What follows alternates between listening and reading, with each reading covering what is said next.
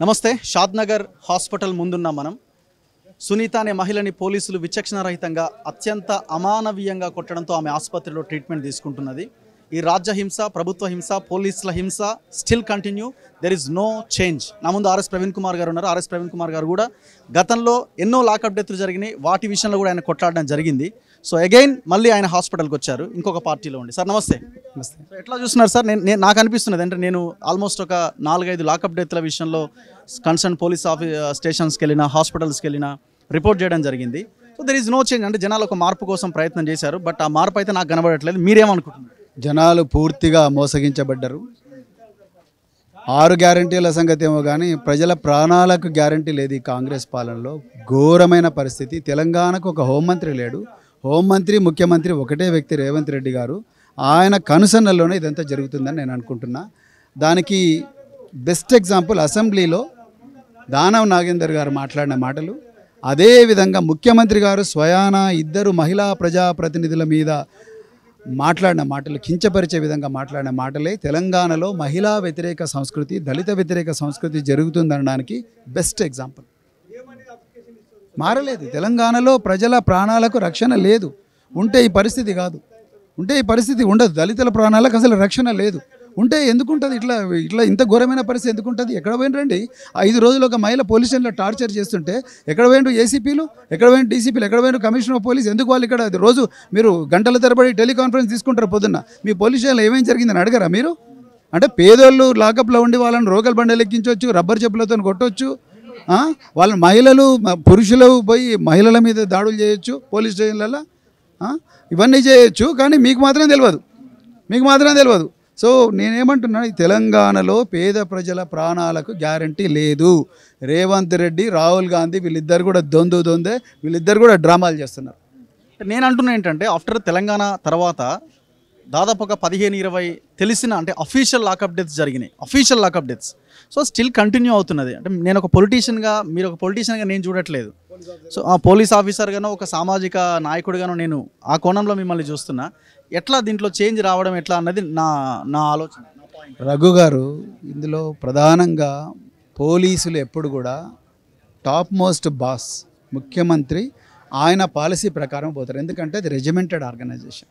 చట్టాలు ఉన్నాయి, చట్టాలతో పాటు ముఖ్యమంత్రి లా అండ్ ఆర్డర్ బరాబర్ ఉండాలి. లా అండ్ ఆర్డర్లో ఈ మనం చేసే పోలీసింగ్ వల్ల ప్రజలకు రక్షణ జరగాలి. కబ్జాలు ఎవరు చేసినా సహించకండి, అదేవిధంగా మరి ఎవరు దౌర్జన్యాలు చేసినా సహించకండి అని ముఖ్యమంత్రి ఒక స్టేట్మెంట్ ఇస్తే కథం అన్నీ మంచిగా అవుతాయి. కానీ ఇలా ముఖ్యమంత్రి కుద్దే మేము పేగులు తీసి మెడకేసుకుంటా, నేను చంపుతా, నీ శవాల మీద నడుస్తా, నీ రకరకాల దుర్మార్గమైన దౌర్జన్యకరమైన భాష మాట్లాడుతుంటే పోలీసు వాళ్ళు ఏం చేసినా నడుస్తుంది, మనని ఎవరేం చేసినా. లేకపోతే ఒక మహిళను 5 రోజుల నుంచి టార్చర్ ఒక పురుష పోలీస్ అధికారి, మహిళా అధికారులు కూడా చేయలేరు, కానీ చేస్తున్నారంటే పోలీసుల కల్చర్లో ఎక్కడో దగ్గర మేము ఏం చేసినా మమ్మల్ని ఎవరో రక్షించడానికి ఒక గాడ్ ఫాదర్ ఉన్నాడన్న ధైర్యం ఉంది. అందుకొరకే పోలీసులు ఎట్లా చేస్తున్నారని నా అనుభవం చెప్తుంది. ఎట్లా దీన్ని చేంజ్ ఎట్లా అనుకుంటున్నారు? సరే, గవర్నమెంట్ వాళ్ళ పాలసీ అట్లే ఉంటుంది. ఏ గవర్నమెంట్ వచ్చినా వాళ్ళ పాలసీలో మార్పు జరగదన్నది నాకు అనిపిస్తుంది. ఎందుకంటే మీరు చూడండి, రియల్ ఎస్టేట్ ఎక్కడైతే చాలా బలంగా ఉంటుందో అక్కడ ఉన్న పోలీసులు చాలా పవర్ఫుల్గా ఉంటారు. నాకు ఉద్యోగం పోయినా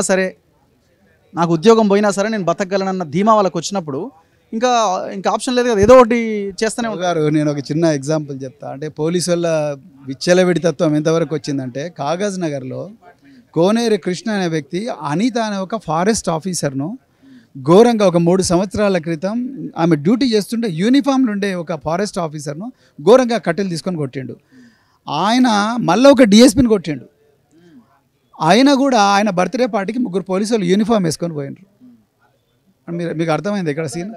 సో అంటే పోలీసు వాళ్ళకు ఈ విచ్చలవిడి తత్వం ఎందుకు వచ్చిందంటే, మేము ఏం చేసినా నడుస్తుంది. మా ఆఫీసర్లు 4 మెమోలు ఇస్తారు, మళ్ళీ తర్వాత మంచి పోస్టింగ్ ఇస్తారు, డిస్మిస్ చేస్తారు, దాని తర్వాత మళ్ళీ రీఇన్స్టేట్ చేసుకుంటారు.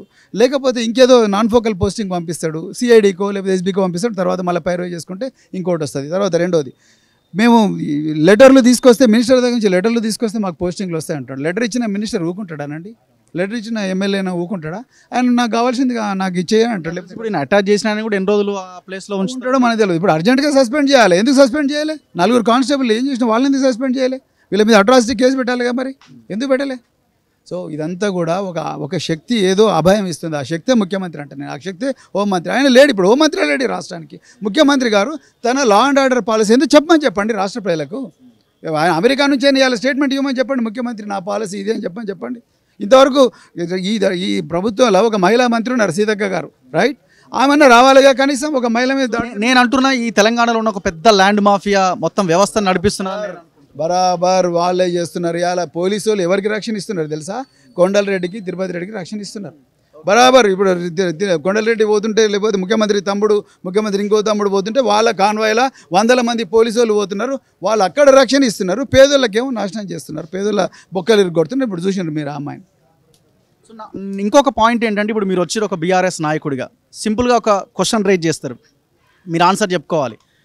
ఒక మరియమ్మ లాకప్ డెత్, ఒక ఖాదిర్ ఖాన్ లాకప్ డెత్, ఒక చిరంజీవులు లాకప్ డెత్, పోలీస్ స్టేషన్ లేచి కొట్టి చంపేసిరు కదా, కింద భార్య అరుస్తుంటే మెదక్లో పైన భర్తను చంపేసిరు. సో ఇట్లాంటి లాకప్ డెత్లు చేసిన మీరు వచ్చి వాళ్ళ క్వశ్చన్ చేస్తారా అని ఒక క్వశ్చన్ మిమ్మల్ని అడిగినప్పుడు మీరు ఏం ఆన్సర్ చెప్తారు?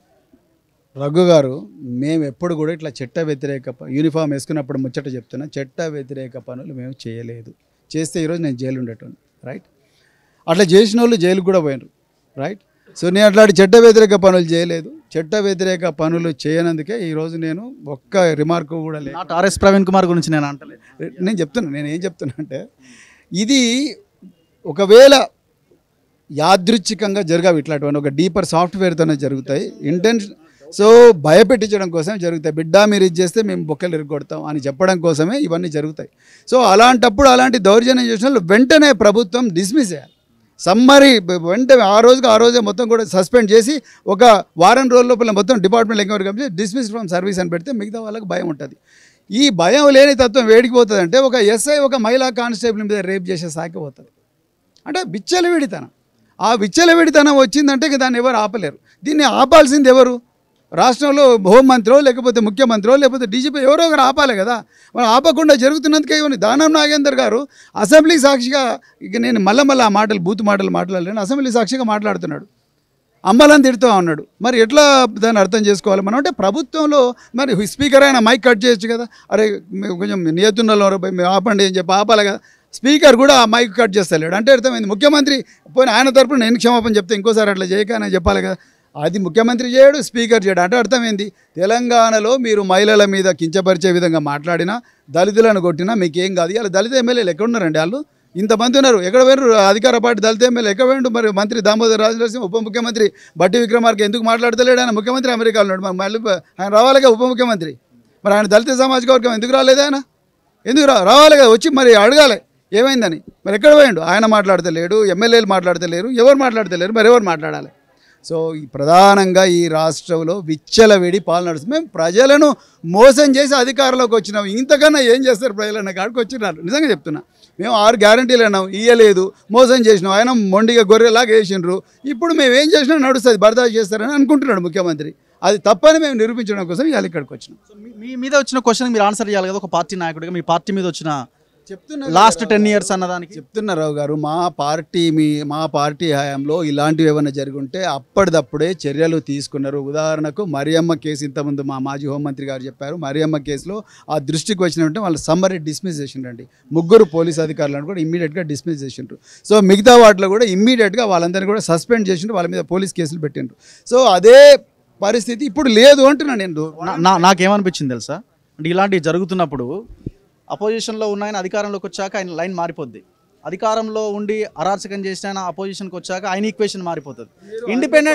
ఇండిపెండెంట్గా ఉండాల్సిన నాయకుడు వాళ్ళ తెలంగాణకు లేకుండా పోయింది, ఒక అనాథలాగా ఉండిపోయింది. మీరు ఉంటారనుకుంటే మీరు ఒక పార్టీలో జాయిన్ అయ్యారు. సారీ లేదు అన్న, మీరు తప్పర్థం చేసుకుంటారు. బీఆర్ఎస్ పార్టీ పబ్లిక్ లైన్లో నేను మాట్లాడుతున్నా.